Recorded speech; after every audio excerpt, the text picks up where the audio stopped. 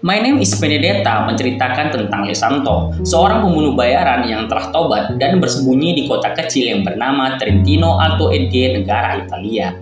Di sana, Lesanto menjalani kehidupan bahagia karena memiliki istri dan anak kesayangan yang bernama Sophia. Akan tetapi, kebahagiaan Lesanto menjadi sirna dikarenakan anaknya tak sengaja mengambil foto Lesanto dan mengunggah di Instagram pribadi miliknya. Foto tersebut pun lalu diketahui oleh bos mafia Don, yaitu musuh masa lalu dari ayahnya yang masih menyimpan dendam pada Lesanto. Lalu bos mafia Don pun mengirimkan beberapa orang pembunuh untuk menghabisi Lesanto dan keluarganya. Bagaimanakah kisah mereka? Apakah Lesanto bisa menghadapinya? Mari kita simak sebagai berikut.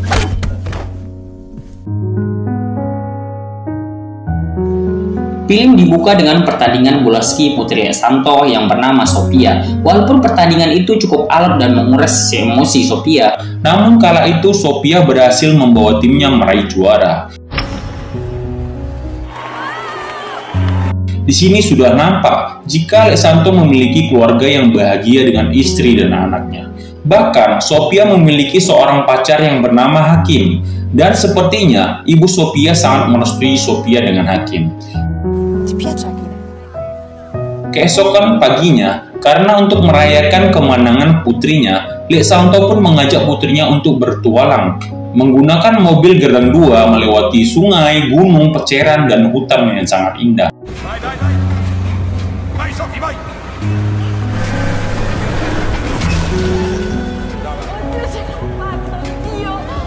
Sampai akhirnya mereka pun berhenti di padang sabana yang memiliki pemandangan gunung dan indah. Di saat-saat suasana bahagia itu, Sophia pun bertanya kepada ayahnya, mengapa ayahnya mau pindah ke kota yang mereka tempati sekarang. Karena Sophia tahu bahwa ayahnya pindah di saat umur yang masih muda. Namun Lesanto saat itu masih beralibi dan beralasan jika ia pindah ke kota itu karena mengejar cinta ibunya.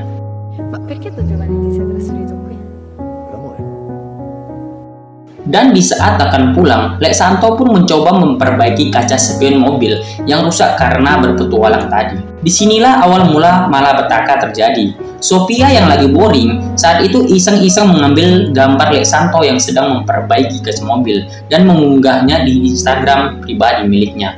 Dan tidak lama kemudian, foto Lesanto pun dilihat oleh musuhnya dahulu, yaitu bos mafia Don.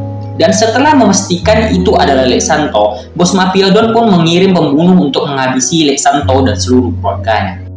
I valori biometrici sono gli stessi. O giocammo? Via l'allenamento. Certo, anche. Keesokan sorenya, saat akan pulang bekerja, Lesanto pun menyadari jika mesin pemotong pohon miliknya rusak.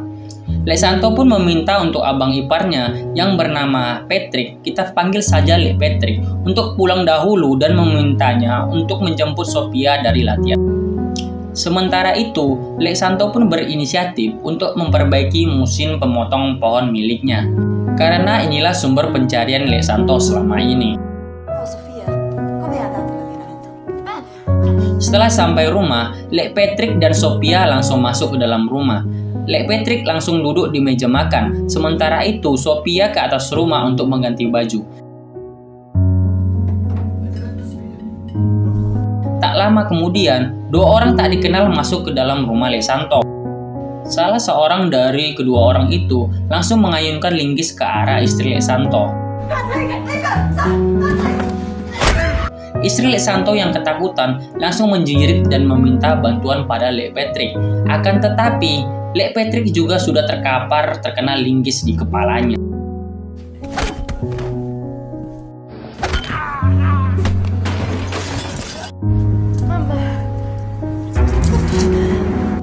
Sophie yang sadar akan ada keributan langsung melihat ke bawah. Ia pun sangat kaget dan ketakutan karena melihat ibunya yang sudah bersimbah darah di lantai. Lalu kemudian, Sophia melarikan diri dengan cara melompat dari jendela dan kemudian lari ke arah hutan.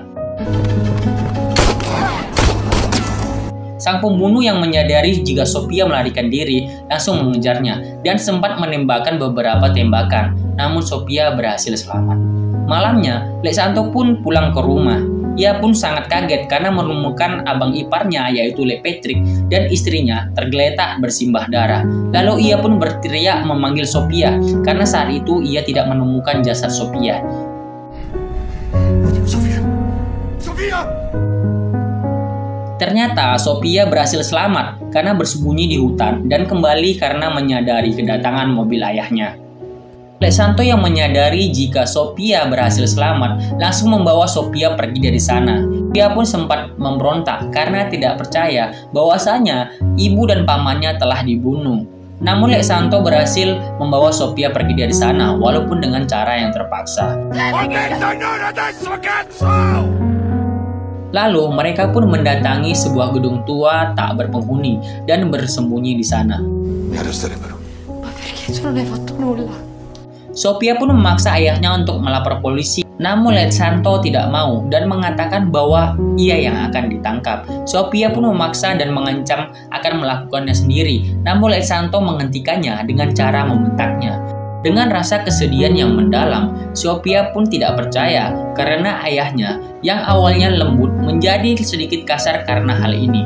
Sementara itu di tempat lain, di markas Mafia Don. Mafia Don adalah dalang di balik pembunuhan istri dan abang ipar Le Santo. Ini ia lakukan karena memiliki dendam masa lalu kepada Le Santo, dikarenakan Le Santo telah membunuh anaknya. Bos Mafia Don pun melihat hasil rekaman pembunuhan. Ia pun menyadari jika yang mereka bunuh bukanlah Le Santo. Lalu bos Mafia Don pun memerintahkan kembali untuk mencari dan membunuh Le Santo dan Sophia. Dici che tu bastardo ancora vivo. Sistemare sto bustello. Don Angelo fuori morto. Di tempat lain, Sophia yang merasa kecewa kepada ayahnya pun mengamuk dan bertanya-tanya apa yang sebenarnya terjadi. Karena tak tega melihat anaknya yang seperti frustasi dan akan gila, Le Santo pun menceritakan kepada Sophia bahwa dahulu ia adalah seorang pembunuh dan anggota dari Mafia 'Ndrangheta, yaitu musuh dari Mafia Don. Sai cos'è la 'Ndrangheta? Io non mi chiamo Santo Romeo. Ia pun memberitahu kepada Sophia jika namanya dahulu bukanlah Le Santo, melainkan Domenico Paris atau Le Paris. Setelah bercerita panjang lebar, Le Santo pun pergi dengan mobil yang ditutupi dengan terpal. Namun sebelum pergi, Le Santo pun menyiapkan semua peralatan perang, layaknya seperti seorang pembunuh kelas kakap. Dan juga tak lupa memberikan Sophia sebuah telepon genggam dan berpesan agar jangan menggunakan teleponnya untuk apapun kecuali menjauh telepon dari ayahnya. Akan tetapi, Hakim, Sofia! venimi a prendere per favore. tak lama setelah ayahnya pergi, Sophia pun melanggar pesan dari ayahnya karena Sophia menelepon pacarnya yaitu Hakim untuk menjemputnya. Bahkan ia mengatakan kepada Hakim jika Le Santo bukanlah ayahnya lagi. Dan di saat menelepon inilah Sophia tidak menyadari jika posisinya telah dilacak oleh orang-orang dari Mafia Don. Sementara itu, Le Santo mendatangi kakek tua anggota dari salah satu Mafia Don.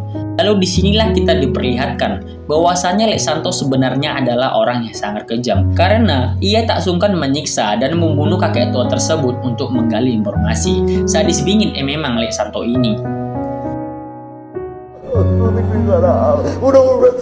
Akhirnya Le Santo pun berhasil mendapatkan informasi jika yang membunuh istrinya adalah orang yang bernama Marino Gomez dan tangan kanan baru bos Mafia Don yang bernama Rudy Quesala. Setelah mendapatkan informasi itu, Le Santo pun kembali ke tempat ia meninggalkan Sophia. Namun, saat sampainya di tempat itu, ia tidak menemukan Sophia dan hanya menemukan HP dan bekas jejak motor yang bekas di tanah. Dan ternyata sebelum Le Santo sampai di sana, Hakim terlebih dahulu sudah menjemput Sophia dan membawanya pergi.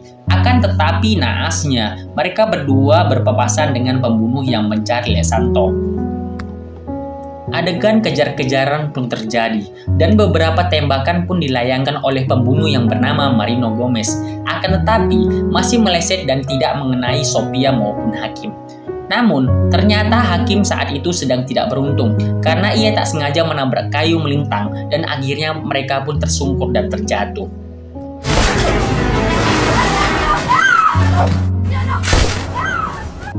Setelah Hakim dan Sophie terjatuh, sang pembunuh pun akhirnya menembakkan satu tembakan yang tepat mengenai kepala Hakim dan membuat Hakim tewas di tempat. Setelah itu, sang pembunuh pun mengikat Sophia dan memasukkannya ke dalam bagasi mobil. Akan tetapi, setelah sang pembunuh masuk ke dalam mobilnya dan bersiap untuk menyetir, Lesanto pun datang dan langsung menghajarnya. Akan tetapi, sang pembunuh melawan dan berhasil menusukkan pisau di perut Lesanto. Lesanto pun menjadi kewalahan karena sang pembunuh berhasil mengambil pistolnya. Untung saja, Sophia yang berhasil melepaskan diri membantu Lesanto dengan memukul sang pembunuh dari belakang. Lesanto pun memanfaatkan kesempatan ini untuk merebut pistol sang pembunuh dan langsung menembaknya hingga mati. Karena kejadian ini, Sophia pun akhirnya percaya lagi kepada ayahnya dan mengikuti ayahnya untuk bersembunyi di kota Milan.